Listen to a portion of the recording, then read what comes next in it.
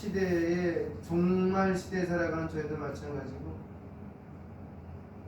그분이 주시지 않으면 받을 것이 제로인 우리들. 그러니까 우리가 무슨 공로나 공덕이나 행위를 통해서 주어지는 것은 아무것도 없어요. 그분이 주시고자 마음을 먹었고, 그래서 기독교를 얘기할 때는 다른 종교는 모르겠는데 기독교를 얘기할 때는 그분의 마음과 그분의 선택으로 의하여 구별된 무리들이 모인 공동체예요. 우리가 선택을 하고 우리가 방향성을 잡아서 만들어진 단체, 우리의 유익을 위해서 만들어진 단체가 아니기 때문에 우리는 더욱더 그분께 의지해야 되고 신뢰해야 된다는 겁니다. 그래서 주시는 것이 뭐 다른 것이 없죠. 우리에게 늘 평안한 마음. 그렇죠? 그 평안한 거는 환경과 조건과 여건을 초월해서 주시는 거예요. 그렇죠? 내가 슬플 때도 기쁠 수 있고 내가 괴로울 때도 기쁠 수 있고 남이 봤을 때는 미쳤다고 소리하겠지만 그렇죠? 그런 삶을 살고 있는 사람들이 선교사님들입니다. 그런 삶을 살고 있는 저와 또 그런 선교지에서 지금도 모진 고난과 핍박 속에서도 믿음 잃지 않고 살아가는 사람들이에요. 그렇죠? 성도들. 그래서 오늘도 같이 기도합니다. 12월 중보기도 1일부터 하는 거예요. 몰디브로부터 오만까지 한번 같이 보겠습니다. 몰디브로 가지고 같이 나누도록 하겠습니다. 제가 먼저 101문을 읽기 전에 본문 말씀을 같이 읽도록 하겠습니다. 신명기 10장 20절입니다. 신명기 10장 20절. 신명기 10장 20절입니다.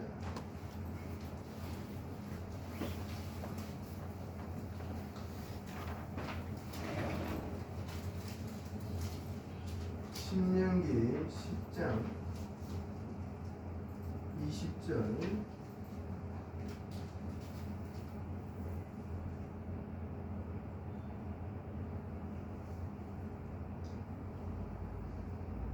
같이 읽겠습니다. 시작. 내 하나님 여호와를 경외하며 그를 섬기며 그에게 의지하고 그의 이름으로 맹세하라. 이 구절은요, 신명기에서 반복적으로 나오는 핵심 주제인 하나님을 사랑하고 순종하며 섬기는 삶을 잘 보여주는 구절입니다. 여기에서 각각 동사가 있어요. 그죠? 본문에 나오는 동사 뭐가 있어요?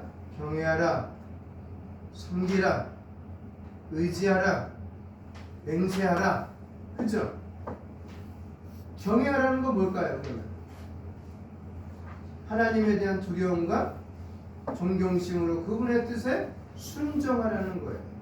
그 다음에 섬기라, 이 말은 하나님을 삶의 중심에 두고 그분께 순종하며 헌신하라는 명령이에요. 그 다음에 의지하라, 삶의 모든 상황에서 하나님을 신뢰하고 그분의 능력을 믿으라는 말입니다. 맹세하라, 하나님께만 충성하고 약속을 지키며 그분의 이름에 신실하라는 것을 강조합니다. 아멘이죠? 그래서 오늘 101문부터 102문까지 제가 먼저 읽습니다. 101문. 그러나 우리가 하나님의 이름으로 경건하게 맹세한다면 괜찮지 않습니까? 세상 유익을 위하여 지혜와 신뢰를 보존하고 정진시키려는 목적으로 맹세가 필요하거나 전과 그것을 요구할 때 있었습니다. 이러한 맹세는 하나님의 말씀에 근거하여 신구약 성경에서 백성의 맹세를 정확하게 사용하였습니다. 102문입니다. 성자들이나 다른 피조물에 의지해서 맹세해도 됩니까? 나의 진실성을 보증하고 말을 스스로 맹세한다면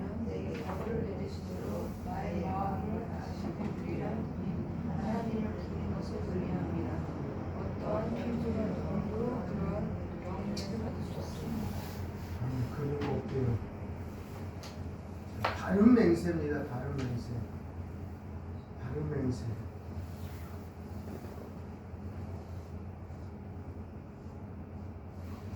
이번 주는 교리 문답의 주제가 뭐라고요? 맹세입니다. 맹세. 이 맹세에 대해서 다루기 이전에 맹세의 정의, 성경에서 말하는 맹세가 뭘까?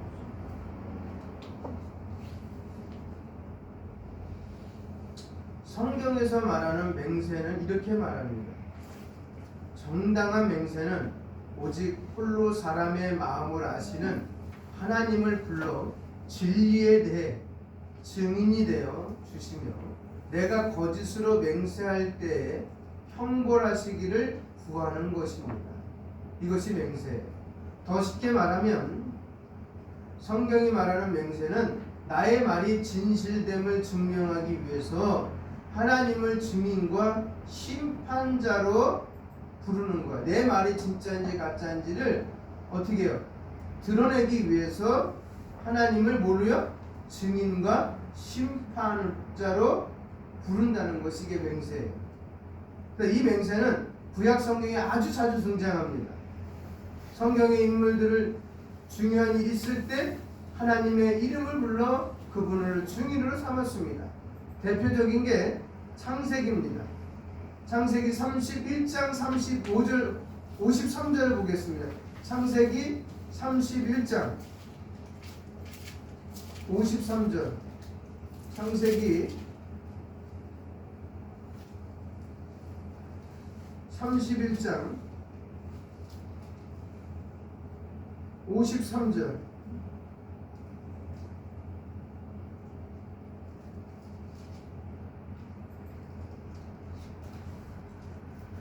같이 읽을까요? 시작.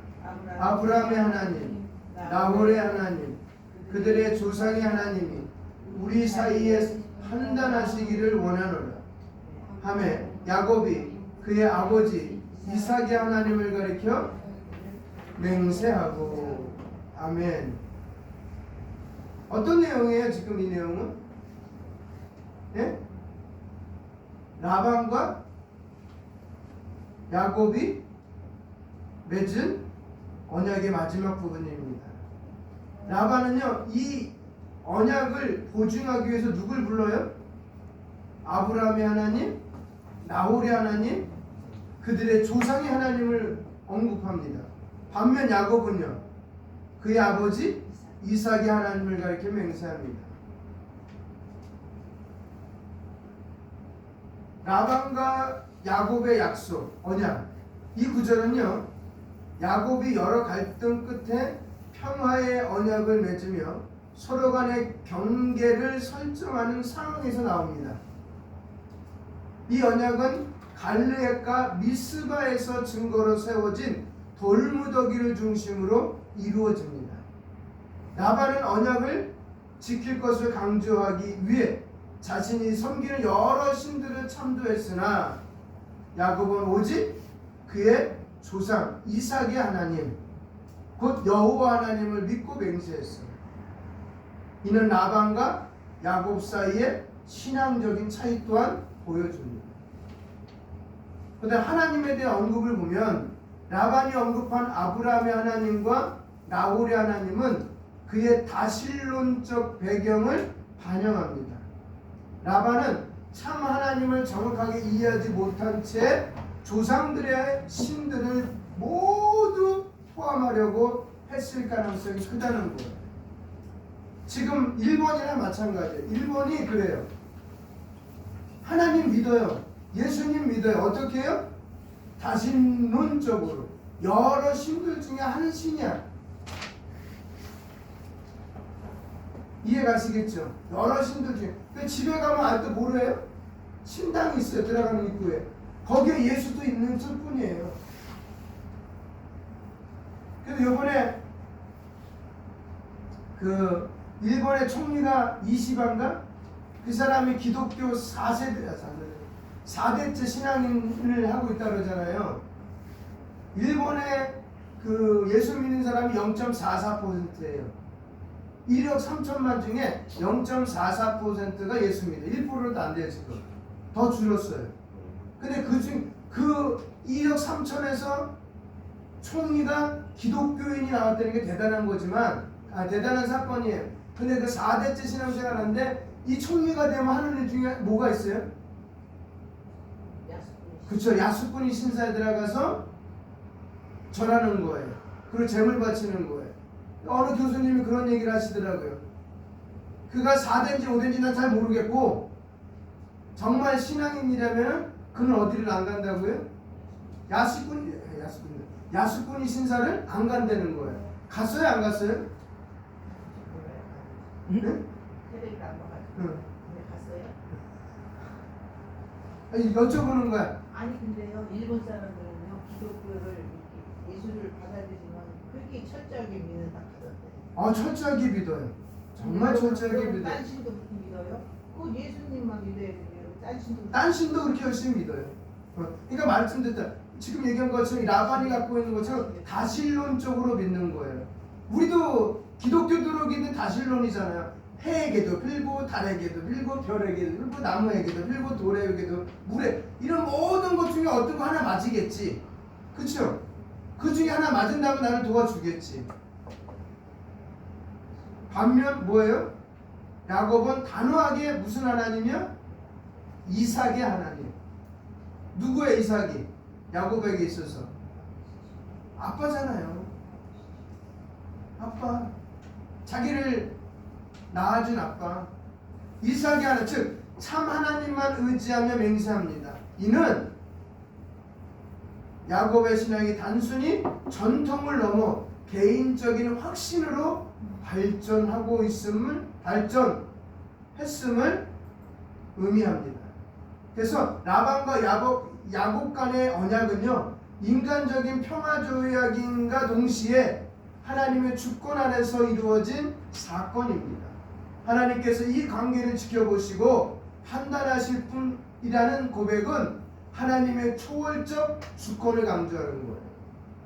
또한 야곱이 하나님만을 가리켜 맹세한 것은 하나님께 대한 절대적인 신뢰.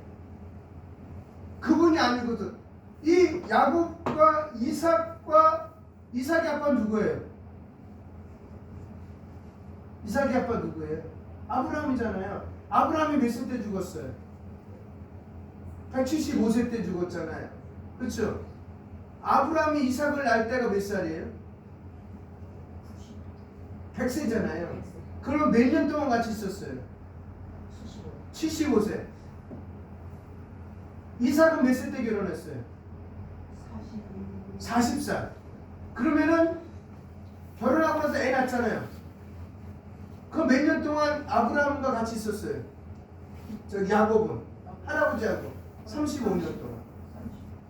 근데 35년 다 못 잊고 21년을 빼야 돼요. 어디서 생활했기 때문에? 라반의 집에서. 그럼 35년에서 21년 빼면은 14살까지는 누구 밑에 있었다는 거냐? 할아버지 밑에 누구의 교육을 받은 거예요? 이스라엘의 하나님이 어떤 분인지를 들었다는 거예요. 그러니까 우리가 성경을 창세기 노아 홍수 얘기 나오잖아요. 노아는 누구의? 아담의 10대 손이에요. 그걸 계산해 보면은 아담이 살아있을 때 노아도 있었다는 거예요. 그럼 노아는 직접 누구에게 들은 거예요? 하나님의 그 천지 참수 사건을 그냥 쉽게 말하면 할아버지에게. 그래서 신앙은요, 할아버지 할머니들이 잘 갖고 계셔야 돼요. 엄마 아빠는 바빠. 옛날 농경사 할 때 지금도 마찬가지지만 할머니 할아버지에게 많이 맡기거든요. 요즘도. 그때 어떻게 기른다고요? 할머니 할아버지가 믿음으로 그래. 그래서 디모데 전서에 보면은 디모데가 누구의 신앙을? 외조모의 신앙을 전수를 받은 거예요. 그래서 그 가문이 좋다고 바울은 칭찬하신 거예요. 여자 쪽이 믿음이 좋은가 봐요. 그래서 남자 쪽보다.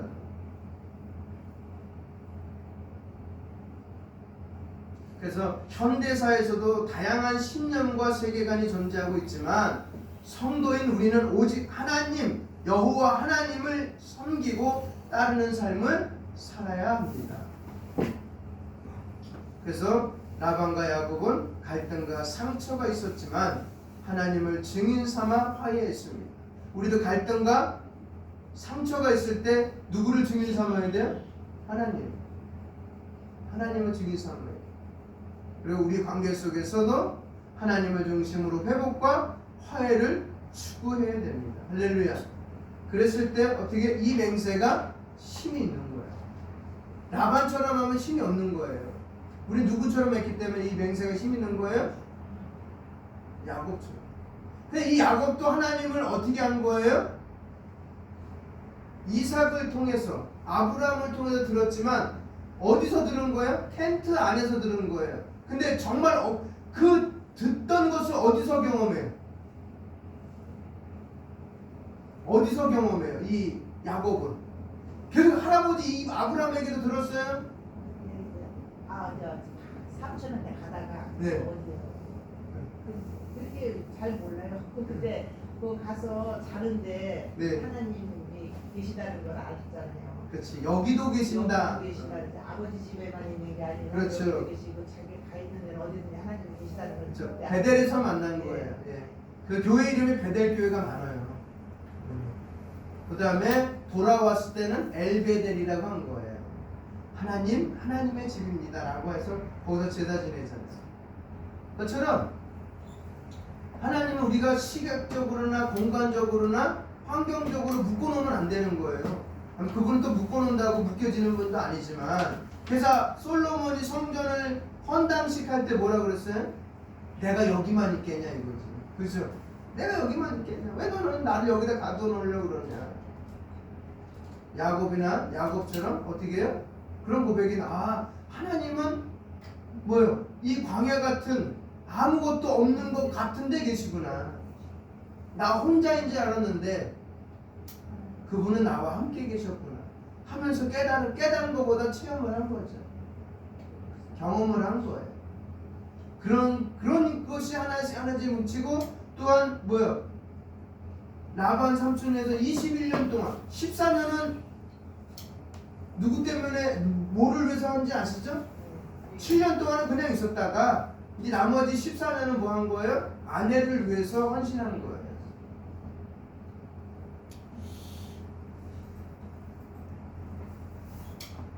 그래서 이런 맹세, 하나님의 이름으로 경건하게 맹세할 수 있는, 하나님을 경건하게 맹세한다는 건 뭐라고 그랬다고요? 하나님을 증인 삼고 하나님을 심판자 삼아서 내가 말을 했을 때 분명히 갚아야 돼, 안 갚아야 돼요? 그러면 갚아야지. 그리고 그 하나님이 봤는데,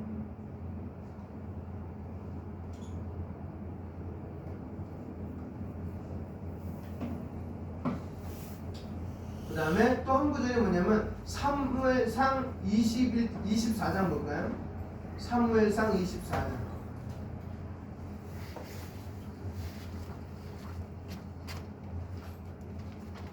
사무엘상 24장 21절과 22절. 네, 24장이에요. 24장 21절로 22절까지의 말씀.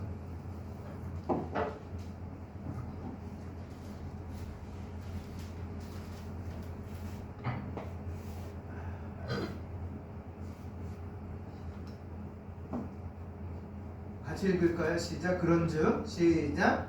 그런즉 너는 내 손을 끊지 아니하며 내 아버지 집에서 내 이름을 멸하지 아니할 것을 이제 여호와의 이름으로 내게 맹세하라 하니라. 다윗이 사울에게 맹세하며 사울은 집으로 돌아가고 다윗과 그의 사람들은 모세로 돌아가니라. 아멘. 이 구절이 말하는 장소가 어디예요? 엔게디 광야입니다. 엔게디 광야에서 다윗이 사울을 죽일 기회가 있었어요. 2번 있었어요. 그렇죠? 24장 26장에 나와요. 그렇죠? 있었지만 하나님의 기름 부음 받은 왕이라는 이유로 그를 죽였어요? 안 죽였어요? 안 죽였어요. 오히려 용서하고 선대하면서 사건의 마지막 부분이 이렇게 얘기합니다. 사울은 다윗의 이 선행에 감동받아 다윗의 미래를 예언하며 자신이 왕권을 잃게 될 것과 다윗이 왕이 될 것을 인정합니다. 이에 더해 사울은 자신의 후손들이 다윗에 의해 멸망하지 않도록 맹세하라고 합니다.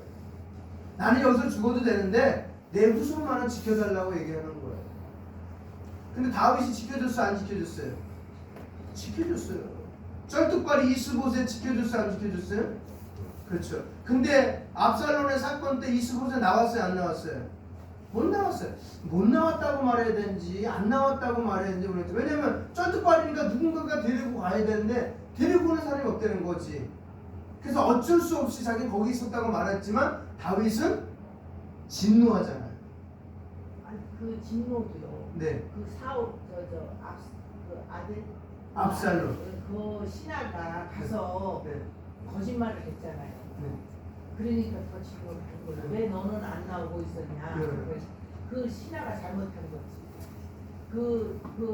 다윗한테 먹을 걸 가져가면서 네. 자기 주인이 안 나온 거를 거짓말을 했잖아. 그래도 다윗은 전체적인 그림을 보고 진노한 거예요. 근데 이제 그 사람은 자기가 다윗이 돌아오기 전까지 씻지도 않고 옷도 안 갈아입고 맞아요. 자기는 스스로 그렇게 자기 몸이 그래서 못 가고 오기 때문에 그랬잖아. 자기 몸 상태가 진짜 네. 안 좋았어요. 네. 근데 주위 그 신하가 잘못했어.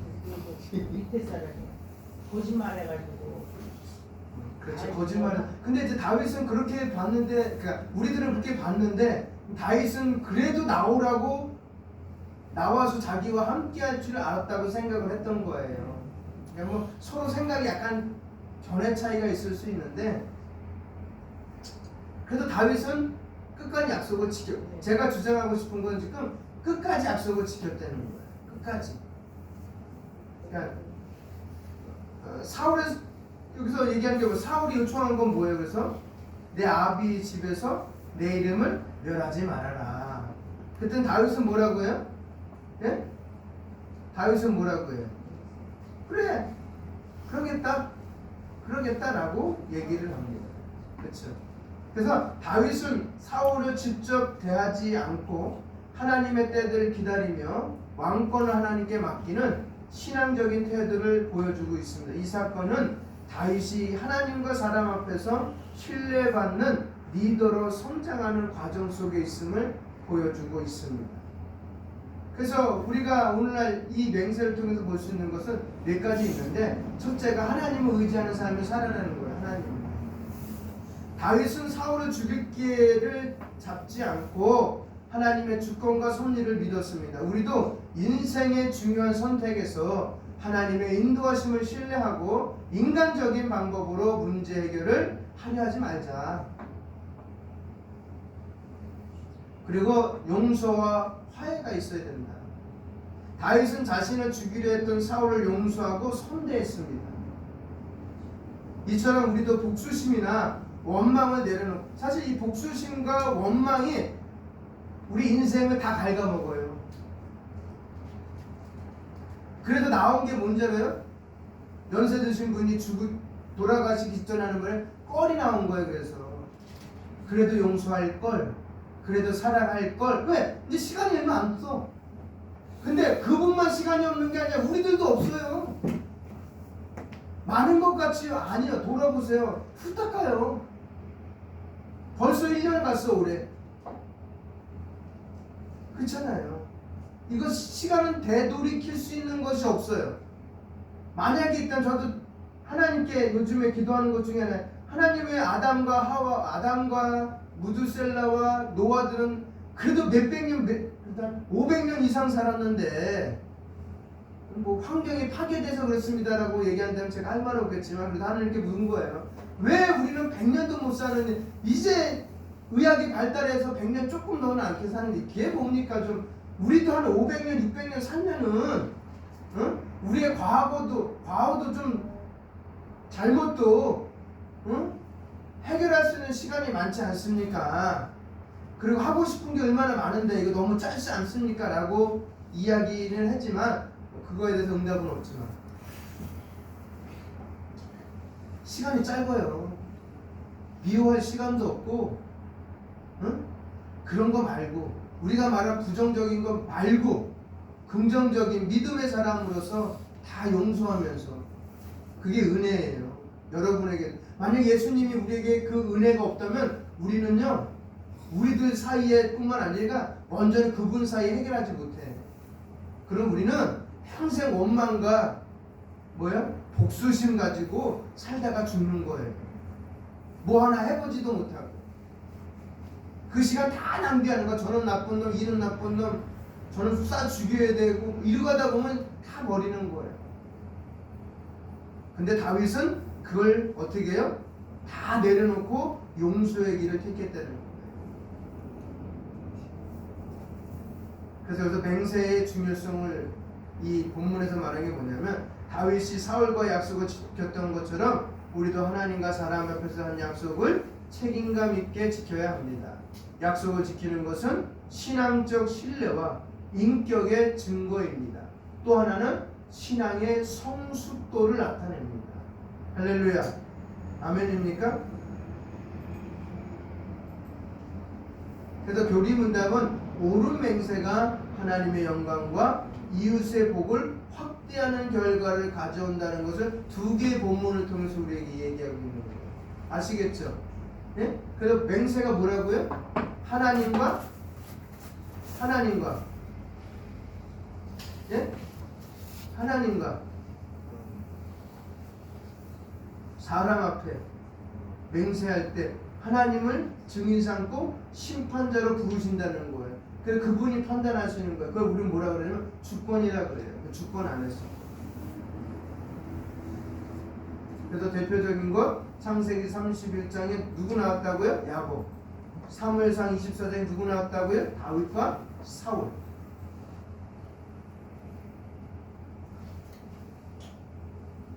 그래서 우리는 두 가지를 지적하고 있어요. 첫 번째는 맹세를 함부로 하지 말아라. 뭐라고요? 맹세를 함부로 하지 말아라. 진짜 함부로 하지 말아야 돼요. 마치 우리가 무슨 일을 책임지고 이룰 수 있는 것처럼 맹세를 남발하지 말라고 말씀하십니다. 우리는 우리 자신의 머리카락도 뜻대로 하지 못하는 자임을 잊지 말아야 돼요. 그렇죠? 요번에 눈 올 때 우리가 할 수 있는 게 아무것도 없어요. 아무것도 없어요. 눈이 너무 많이 와서 차가 안 움직여. 차가 안 움직여. 염화가시면 뿌리잖아요. 그 뿌릴 때 뿐이야. 그 위에 또 쌓이는 거야. 그래, 할 수 있는 게 아무것도 없어요. 어디 가지도 못하고. 이게 인간의 한계야. 인간이 가지고 있는 여러 가지 도구들도 자연 앞에는 무능하는 거예요. 아무리 뛰어난 슈퍼컴퓨터를 갖고 있을 기상청도 이번에 틀렸잖아요. 뭐 매번 틀릴 때도 있고 맞을 때도 있지만 그게 인간의 한계예요. 머리카락 하나도 희귀할 수 없고 셀 수 없는 것이 우리예요. 그러니 잘난 체하지 마시기 바랍니다. 늘 겸손해야 돼요. 그렇다면 어떤 일에 대해서 함부로 장담하지는 못할 것입니다. 두 번째는 성도의 언행에 신뢰가 있어야 한다고 말합니다. 맹세를 하는데 그 맹세를 남발하지 말아야 되고 신뢰성이 있어야 돼요. 그래서 맹세를 남발할 수밖에 없는 것은 맹세를 하지 않으면 내 이웃들이 내 말을 믿어주지 않기 때문입니다. 이것은 말을 하고 있는 자가 얼마나 신뢰를 받지 못하고 있는가를 보여주는 것입니다. 주님은 성도가요, 이러한 상태로 들어가서는 안 된다고 명령하십니다. 성도는 말에 신뢰성이 있어야 합니다. 평소에도 진심을 말하고 말한 것에 대해서는 책임을 져야 합니다. 그렇지 않고 언행의 경솔함과 거짓이 가득한다면 그것은 성도로서 부적합한 일이며 하나님께서 진노하실 만한 일입니다. 그러니까 성도로서 맹세를 하지 말고 두 가지가 뭐예요? 함부로 하지 말고 언행의 일치를 보여라.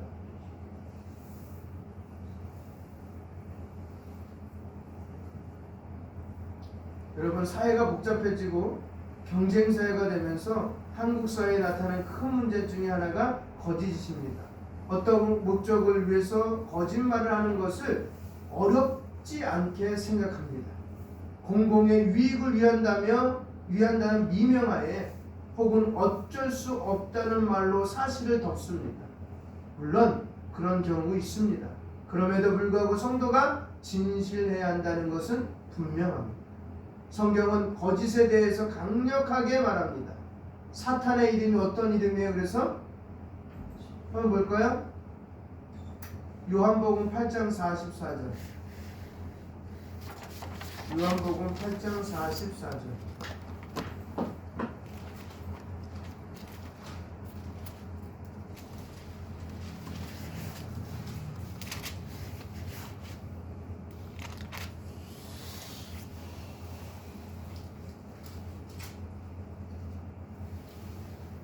같이 읽겠습니다. 시작. 너희는 너희 아비 마귀에게서 예. 났으니 너희 아비 욕심대로 너희도 행하고 자랍니다. 그는 처음부터 사랑한 자요 우리가 그 속에 없으므로 지혜에서 정하고 거짓을 말할 때마다 제 것으로 말하는 이는 그가 거짓말쟁이요 거짓이 아비가 되었습니다. 아멘. 그렇게 거짓말하는 것은 누구의 아들이라고 이야기하는 거예요? 자기 자신을? 사탄의 자식이라고 얘기하는 거예요. 그래서 너희 아비 마귀에서 났으니, 이 말은 예수님께서 당시에 종교 지도자들에게 하신 강한 책망으로 그들이 마귀의 성품을 닮아 행동하고 있음을 지적하는 거예요. 그거 버리라고 얘기하는 거예요. 그는 너 암덩어리 있으니까 뭐 하려는 거예요? 뛰어내라고 얘기하는 거예요. 똑같은 거예요. 그 당시 지도자들이 미운 게 아니라 강력한 메시지는 너 거기서부터 나와 이거예요. 우리 메시지 중에 부모하고 자녀 간에 메시지 중에 이거 있잖아요. 나가 죽어. 그게 나가 죽으려는 거예요? 네? 너는 내 새끼 아니야. 그게 내 새끼가 아니에요? 그 메시지 지금 뭐가 있어요? 내가 너를 그만큼 사랑하는데 그 사랑이 그것밖에 안 되냐? 응? 더 안 되냐? 이거예요. 더 할 수 없냐? 이거예요. 성경에도 그래요. 자녀들은 부모를 뛰어넘으라고 그랬어요. 제자도 스승을 뛰어넘으라고 그랬어요.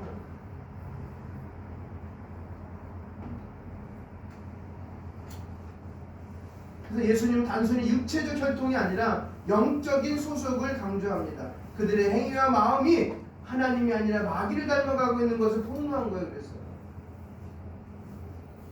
그래서 마귀의 특성을 보니까 본문에서 두 가지를 얘기해요. 첫 번째 뭐예요?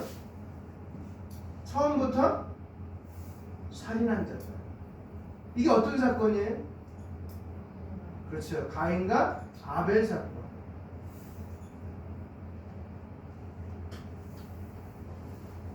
그 다음에 거짓의 아비래요.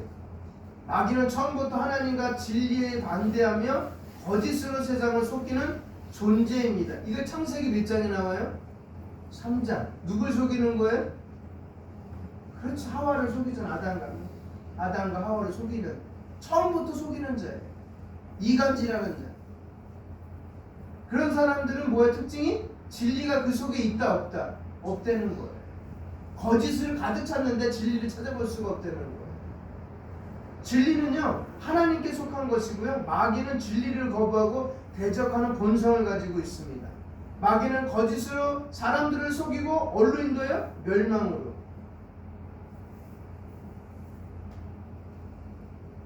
그러면 우리는 어디에 소속이 돼야 돼요? 영적으로는요?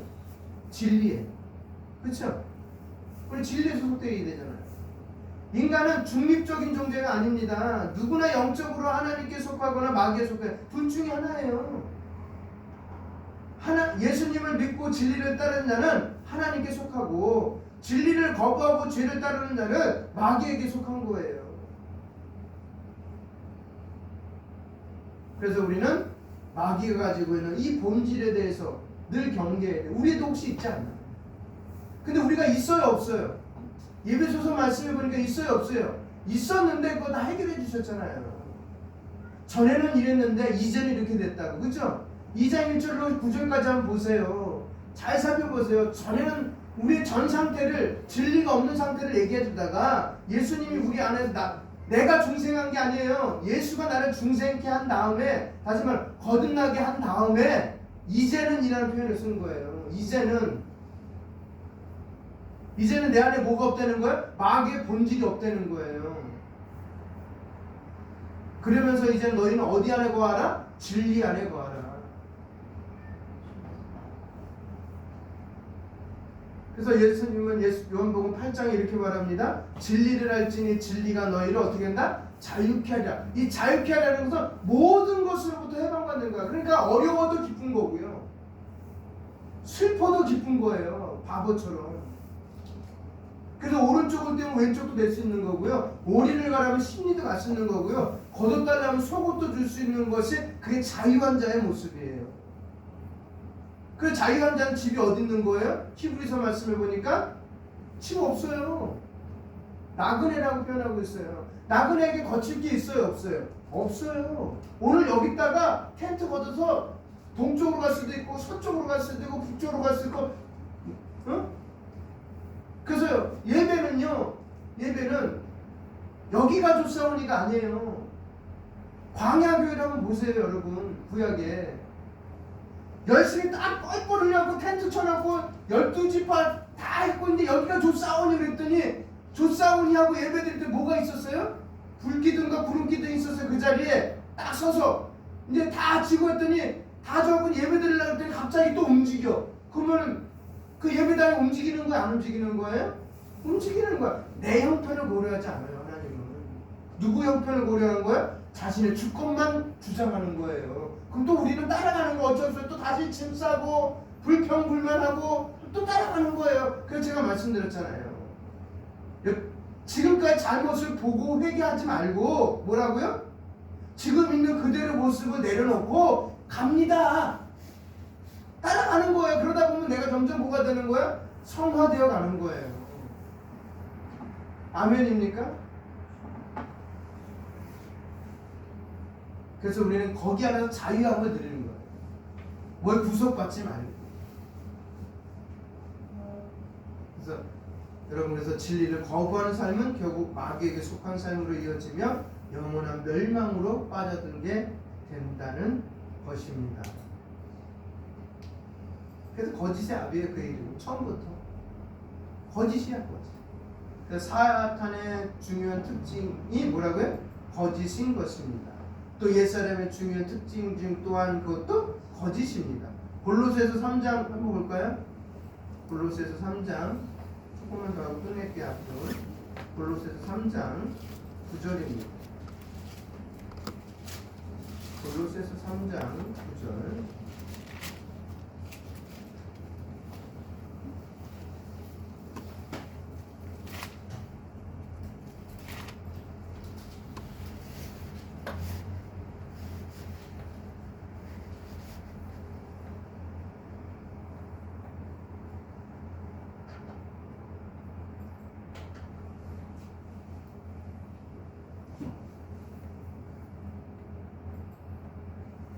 같이 읽겠습니다. 시작. 너희가 서로 거짓말을 하지 말라. 옛사람과 그 행위를 벗어버리고.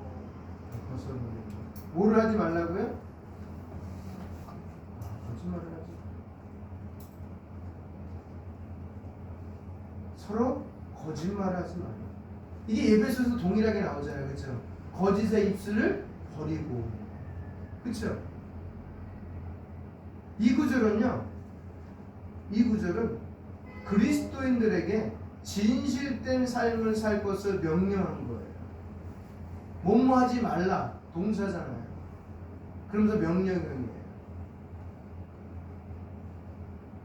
거짓말은 죄의 한 형태로 하나님께서 원하시는 삶과 반대되는 행동입니다. 그러면서 여기서 뭐를 표현해? 앞에 거짓말을 하지 말는데 어떻게 하지 말라고요? 어떻게 하지 말라고요? 서로. 서로라는 단어는 공동체 내에서 관계를 강조하며 그리스도인들이 서로 간의 신뢰와 진실을 바탕으로 관계를 맺